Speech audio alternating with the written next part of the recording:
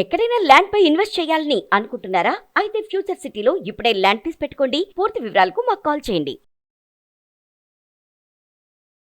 అమ్మ నమస్తే అమ్మ. నమస్తే నాన్నగారు. బంగారం ధర తగ్గుతుంది అని ఎంత ఊరటన ఇస్తుందో, పెరుగుతుంది అన్న టెన్షన్ కూడా మళ్ళీ వెంటనే ఇస్తుంది. అంటే పొద్దున ఉన్న ప్రైస్ మళ్ళీ సాయంత్రానికి ఉండటం లేదమ్మా. సో అసలు ఈ రోజు ధర ఎలా ఉంది? నిజంగా ఈ టైంలో ఇన్వెస్ట్ చేయడం కానీ, అసలే పెళ్లిళ్ళ సీజన్ కాబట్టి 10 కొనాల్సిన వాళ్ళు 3తోనే సర్దుకుపోవాల్సి వస్తుంది. ఎలా మేనేజ్ చేయొచ్చు అంటారు? ఈ రోజు అంటే నాకు తెలిసిన మటుకు బంగారం ధర 1,20,450 రూపీస్ ఉందండి. 10 గ్రామ్స్ ధర ఈ రోజు 1900 తగ్గింది. 1900 తగ్గింది. 10 గ్రాములు వచ్చేసి 1,20,450 రూపీస్. అంటే 1900 తగ్గింది. 1900 తగ్గిందంటే ఎగిరి గంతేసి పండగ చేసుకుండేది. ఇంతకు ముందు అంతా బంగారం భారీ తగ్గింపు, అర్ధరాత్రి నుంచే పెంపు అంటే తగ్గింది అంటే అదేదో 50 రూపీస్ 100 రూపీస్ ఉంటుంది. కానీ జనాలందరూ మన ఆడవాళ్ళందరూ అబ్బాయి ఎంత తగ్గిందో అని సూపర్ మార్కెట్కి వెళ్ళినట్టు, రైతు బజార్కి వెళ్ళినట్టు వెళ్ళేసి, కొంతమంది అయితే నేను విన్నాను అప్పులు చేసి కూడా బంగారాలు కొనేసి, ఎందుకంటే అది పెద్ద ఇన్వెస్ట్మెంట్ అని చెప్పేసి వెళ్తున్నారు. వెళ్ళేసి అక్కడ కొనేస్తారు. దాని తర్వాత అంటే మీరు అన్నట్టుగా బంగారం తగ్గుతుందే కానీ ఎక్కుతుందే కానీ తగ్గదు. కాబట్టి అంటే ఇదేంటంటే లేడీస్కి మరి ముఖ్యంగా బంగారం ఉంటే అదేదో ఒక పెద్ద హస్బెండ్ ఉన్నా కూడా అంత సేఫ్టీగా ఫీల్ అవ్వరేమో. సో బంగారం ఉందంటే అంత సేఫ్టీగా ఫీల్ అవుతారు.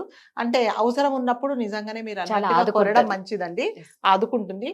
కొంతమంది ఏం చేస్తారంటే అప్పులు చేసుకొని బంగారాలు కొనేసుకుంటారు. ఇంకా కొంతమంది ఏం చేస్తున్నారంటే నేను పెళ్ళికి వెళ్ళాలి, కొంచెం నీ దగ్గర ఉండే హారం ఇస్తావా వేసుకుంటా అని చెప్పేసి ఇలా అప్పులు చేసి కొనేస్తున్నారు. మళ్ళీ పోయిన తర్వాత అది ఉంటుందో పోతుందో కూడా తెలీదు. నేను ఒక చోట విన్నాను, ఒక ఆవిడ అంటే ఇది లైవ్ అండి, నాకు తెలిసిన ఫ్యామిలీలో ఒక ఫ్రెండ్ పెళ్ళికి వెళ్ళాలని చెప్పేసి ఒక ఫ్రెండ్ దగ్గర ఏదో లాంగ్ హారం తీసుకుంది. సరే వాళ్ళ ఆయన చాలా తిట్టాడు, అదేంటి ఎవడైనా బంగారాలు ఇచ్చుకుంటారంటే పర్లేదు కదా ఫ్రెండ్ కదా అని ఇచ్చింది. దాని తర్వాత కొన్ని రోజుల తర్వాత ఇప్పుడు ఇస్తావా అప్పుడు ఇస్తావా అప్పుడు ఇస్తావా ఎప్పుడు ఇస్తావా అంటే ఇవాళ అని దాటేసి లాస్ట్కి ఒక సంవత్సరం తర్వాత సేమ్ అలాంటిదే డూప్లికేట్ చేసి ఇచ్చింది. సో అంటే నువ్వు నాకు ఇదే ఇచ్చావని చెప్పింది అనమాట. మరి అదేంటి నేను బంగారం ఇది నాకు తెలియదు, నువ్వు ఇచ్చింది నేనేం చేస్తాను, నేనైతే మార్చాను కదా అన్నది. లాస్ట్కు ఏమైందంటే పోయింది అంతే. ఇంకంతేనా? ఇంకంతే. మరి ఏం ప్రూఫ్లు ఉండవండి. ఇప్పుడు బంగారం ఉన్నప్పుడు ఒక గోల్డ్ స్మిత్ దగ్గరికి వెళ్ళి ఇది బంగారం ఇన్ని గ్రాములు, ఇదిగో ఇది బంగారం అని చెప్పి వేసుకొని ఇవ్వరు. అది మనం అమ్మడానికే కొనడానికి వెళ్ళినప్పుడు ఆ ఫెసిలిటీ ఉంటుంది. కానీ ఏదో ఫ్రెండ్ నమ్మకం మీద ఇచ్చింది అని అంటే లాస్ట్కి పాపం తను అది పోయిందండి. అది ఇవ్వలేదు అమ్మాయి. లేదు నువ్వు ఇచ్చిందే నేను ఇచ్చాను అన్నది.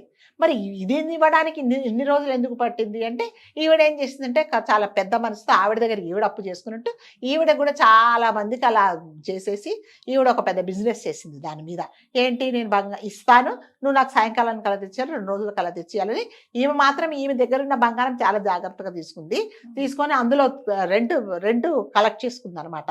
సో అంటారు కదా ఏదో పట్టు చీర ఇచ్చినమ్మ పీట పట్టుకొని తిరిగినట్టు ఈవిడ పెళ్లికి వెళ్ళినప్పుడు వాళ్ళతో పాటు ఉండి ఆ బంగారం మళ్ళీ కలెక్ట్ చేసుకొని రోజుకి ఇంత అని చెప్పేసి 1000 రూపాయలు 2000 అలా ఇచ్చారు. ఈవిడ ఇచ్చింది.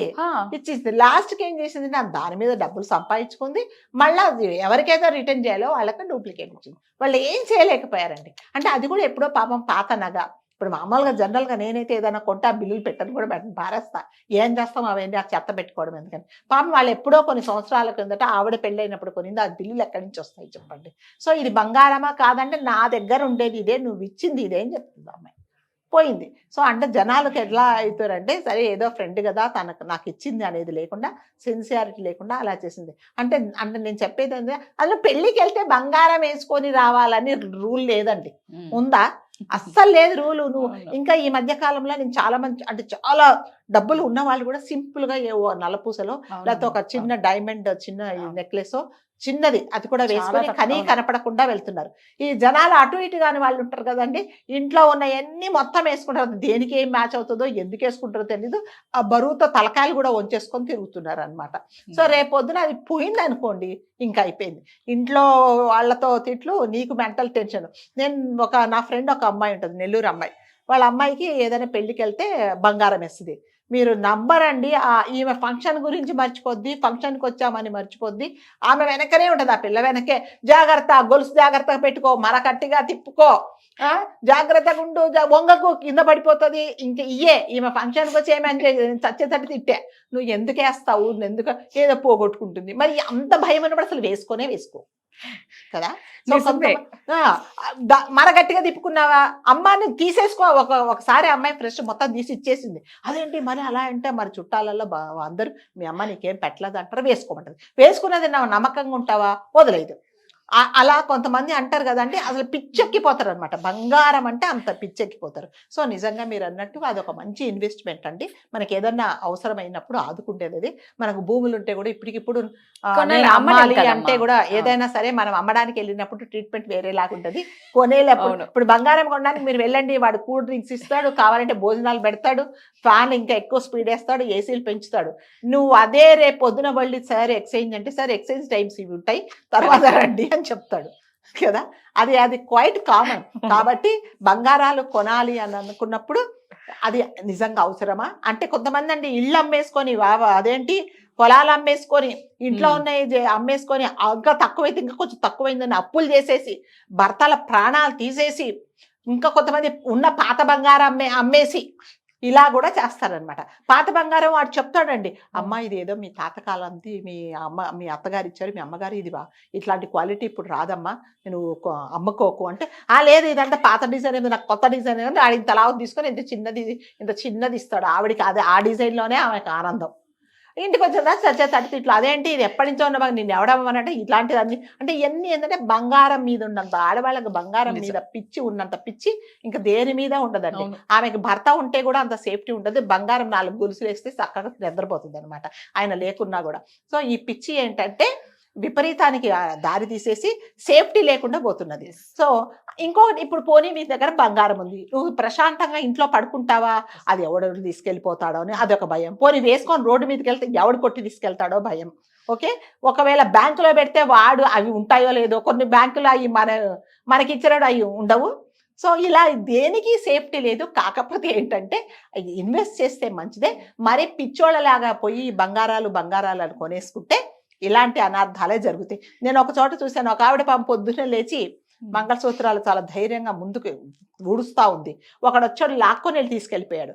అబ్బాయి ఈరోజు ఏదో నా పంట పడింది, నేను అదేదో నక్కతో కదక్కాను, ఇంకా చాలా జీవితాంతం ఒక 5-6 నెలలు కష్టపడక్కర్లేదు, వాళ్ళు తీసుకెళ్ళి అమ్మడానికి వెళ్తే ఎంత ఇస్తావంటే, ఎంత వస్తుంది సార్, 200 వస్తుంది. అదే 200 వస్తాంటే ఇది డూప్లికేట్ రా బాబు అని చెప్పాడు.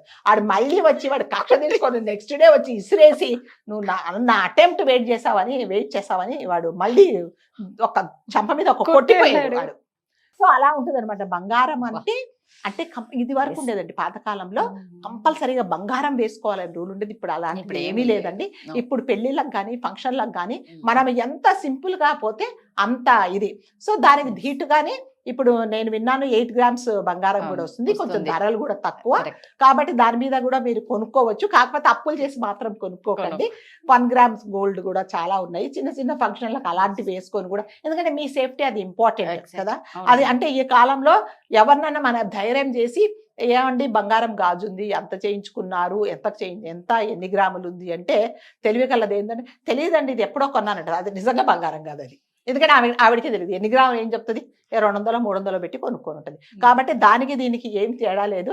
ఆడవాళ్ళు మరి ముఖ్యంగా అప్పులు చేసి మీ దగ్గర డబ్బులు ఉంటే కొనుక్కోండి. మీ పాత బంగారాలు అమ్మితే నిజంగా పాత బంగారానికి ఉన్నంత విలువ ఇప్పుడు కొత్త బంగారానికి ఉండదు. చాలా క్వాలిటీ బాగుంటుందండి. మీరు నిజంగా చూడండి, మన అమ్మమ్మల కాలం నాటిది మన అమ్మ దగ్గర ఉండే బంగారము మనం వేసుకునే బంగారం చాలా తేడా ఉంటుంది కదా.